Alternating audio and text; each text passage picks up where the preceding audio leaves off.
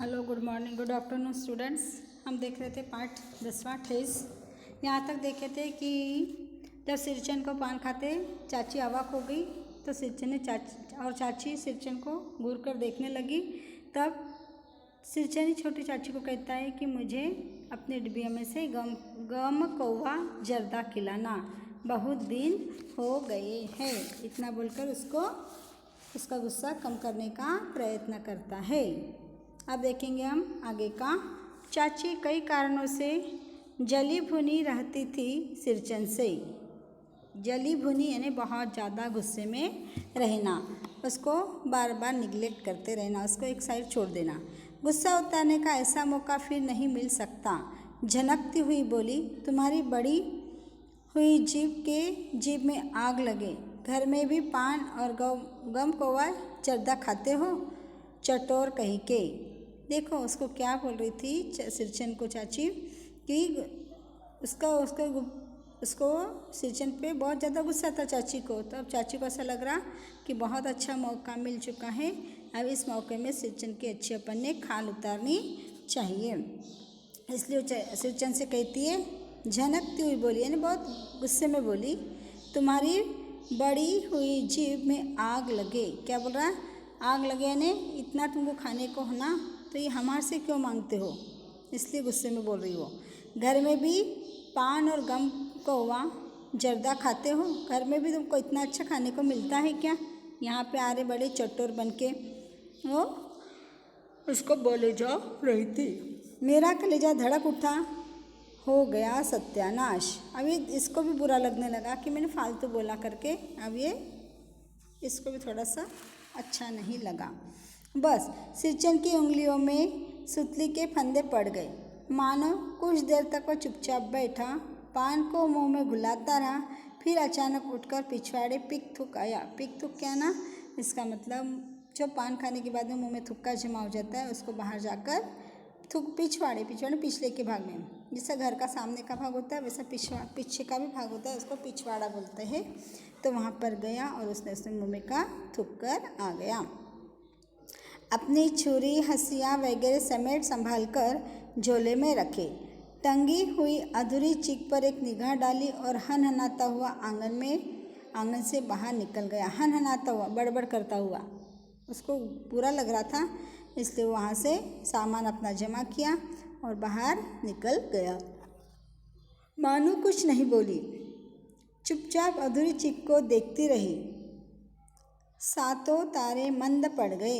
उसको लगा कि अभी अधूरा काम ऐसा ही पड़ा रहेगा, इसलिए वो कुछ बोली नहीं, देख रही थी अब क्या होता करके आगे। मैं सिरचन को मनाने गया, देखा एक फटी हुई शीतल पाटी पर लेटकर वह कुछ सोच रहा था। मुझे देखते ही बोला, बबुआ जी अब नहीं, कान पकड़ता हूँ, अब नहीं। मोहर छाप वाली धोती लेकर क्या करूँगा, कौन पहनेगा? ससुरी खुद मरी, बेटे बेटियों को ले गई अपने साथ। बबुआ जी मेरी घरवाली जिंदा रहती तो मैं ऐसी दुर्दशा भोगता। देखो क्या हो गया, इसकी पत्नी मर चुकी थी और इसके बच्चे भी इसके पास नहीं थे। इसको घर बहुत गुस्सा आ गया था, अपना सामान उठाया और घर पर आ गया और फटी हुई चटाई के ऊपर लेटा हुआ था। उतने में लेखक उसको बोलने के लिए गए कि तेरा अधूरा काम है तो पूरा कर। तो कहता है कि मैं अब कान पकड़ता हूँ, मैं ऐसा काम फिर से नहीं करूँगा। क्या करूँगा? मोहर छाप वाली धोती लेकर मैं, कौन पहनेगा उसको? ससुरी यानी मेरी पत्नी तो खुद मरी और मेरी बेटियों को भी अपने साथ लेकर गए ना, कोई तो भी चली गई। इसका मतलब मरी बोलने तो मरी नहीं, वो जान से यहाँ से खुद चली गई और अपने बच्चों को भी लेकर चली गई। बबुआ जी मेरी घरवाली जिंदा रहती तो मैं ऐसी दुर्दशा भोगता। शायद हो भी सकती, बच्चे कहाँ गए पता नहीं, इतना कुछ डिटेल्स दिया नहीं इसमें। तो उसको बहुत बुरा लग रहा कि पत्नी यदि होती तो मेरी कैसी दुर्दशा होती थी क्या? यह शीतल पाटी उसी की बनी हुई है। इस शीतल पाटी को छूकर कहता हूँ, यानी जिस पर वो सोया था, लेटा हुआ था, उसको देखकर वो कहने लगा कि मैं इसको छूकर कहता हूँ अब यह काम नहीं करूँगा। उसने आखिरी का काम किया था, इसके बाद में मैं काम नहीं करूँगा, ऐसा वो बोल रहा है। गांव भर में तुम्हारी हवेली में मेरी कदर होती थी। क्या बोल रहे हैं?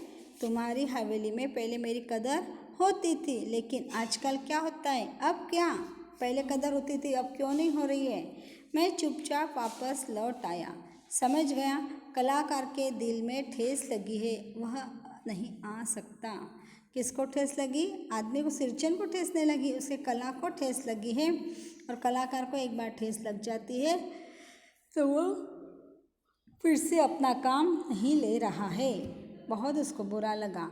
बड़ी भाभी अधूरी चीख में रंगीन चीख का झालर लगाने लगी। यह भी भेजा नहीं दिखलाई पड़ता। भेजा नहीं दिखलाई पड़ता, क्यों मानो? क्या बोल रही वो? तो बड़ी भाभी ने क्या किया? जो अधूरी चीख छोड़कर चला गया था उसको क्या लगा रही थी? झालर लगा रही थी। जब झालर लगा रही थी तो यह भी बेजा नहीं दिखलाई पड़ता। बेजा इसका मतलब अनुचित, अच्छी नहीं दिखाई पड़ रही है। मानू को पूछ रही है, क्यों मानू, अच्छी दिख रही है क्या ये? मानू कुछ नहीं बोली, बेचारी। किंतु मैं चुप नहीं रह सका। चाची और मंजली भाभी की नज़र न लग जाए इसमें भी। क्या कहने लगा? चाची और मंजली भाभी की नज़र न लग जाए, इतनी सुंदर वह दिख रही है।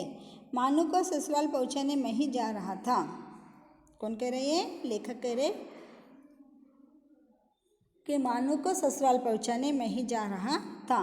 स्टेशन पर सामान मिलाते समय देखा मानू बड़े जतन से अधूरी चिक को मोड़कर लिए जा रही है अपने साथ। मन ही मन सिरचन पर गुस्सा हो आया। चाची के सुर में सुर मिलाकर कोसने को जी हुआ, कामचोर चटोर।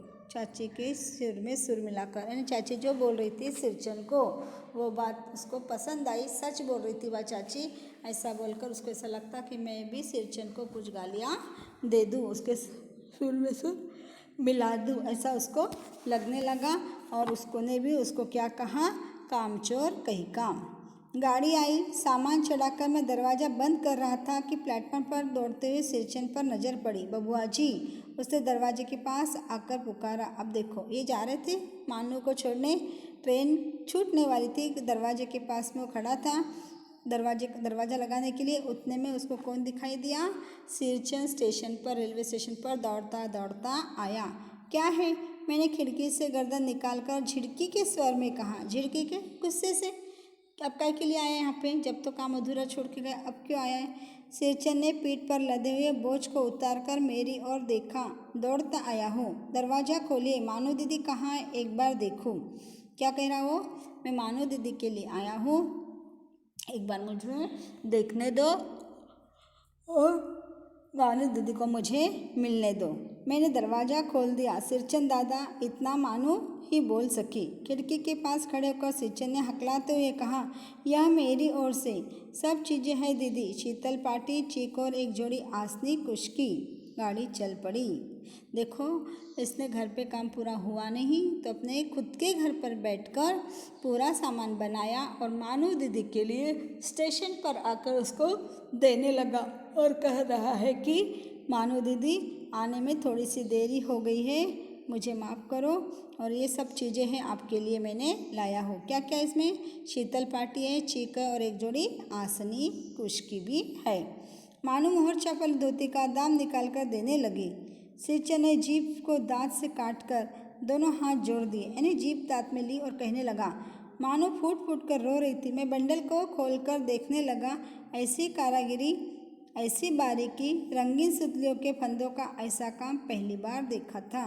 इतना, और मानू रोने लगी कि देखो मेरे लिए इतने ज़ोर से दौड़ते दौड़ते यहाँ तक आया। और मानू को ऐसा लगा कि इसको मोहर छाप वाली धोती देना कबूल किया था तो इसको उसके मैं पैसे दे देती हूँ। तो पैसे निकालने लगी तो लेकिन सिरचन ने कुछ लिया नहीं और हाथ जोड़कर उसको कहने लगा कि नहीं, मुझे इस पैसे नहीं चाहिए। तब मानू को बहुत बुरा लगा, रोने लगी। और मैंने जो सामान इसने लाया था उसको खोलकर देखा। इतनी सुंदर कारागिरी थी, ऐसी बारीकी, रंगीन सुतलियों के फंदे, ऐसा काम मैंने पहली बार ही देखा था। और ये देखकर मुझे बहुत ज़्यादा खुशी हुई कि सिरचन के हाथ में जो कारागिरी है वो और किसी के हाथ में नहीं है। और सिरचन ने भी देखो वहाँ पर नहीं किया, लेकिन उसको इंसानियत बना था तो उसने घर पे बनाकर मानो दीदी को स्टेशन पर लाकर दिया और रोने लग गया था। ठीक है, समझ में आया पाठ? खूब सुंदर पाठ है ये। और इस पाठ को अब आपको इसका व्याकरण और प्रश्नोत्तर आपको तैयार करना है। ओके, इतना करने का आपको आज इतना ही करना कि सिर्फ पाठ पढ़ना और उसके हार्ड शब्द आपको नोटबुक में लिख लेना है। ओके।